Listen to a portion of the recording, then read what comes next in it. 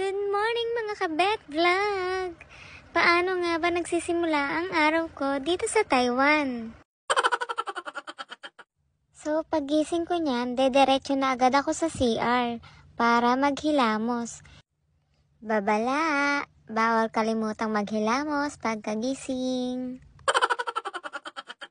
Alam nyo ba mga kabet vlog, kaya ako nag-abroad para pumuti.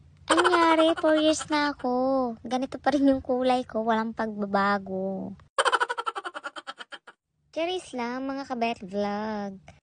Day off ko nga pala niyan mga kabet vlog. So wala na naman tayong gagawin kundi matulog, kumain, matulog ulit, kumain ulit. Sa araw-araw ko dito sa Taiwan, paulit-ulit na lang yung ginagawa. Trabaho, pasok, kain. Minsan, kung iisipin mo nakakasawa na, gusto mo nang mag-resign, tapos maiisip mo na meron ka pa palang malaking responsibilidad dito sa mundo. Kaya mga kabet vlog, bawal sumuko, enjoy life. So magkape na tayo guys, hindi kompleto ang araw pag walang kape. Alam nyo yan, 2 times a day. Hanggang dito na lang muna guys, see you next video.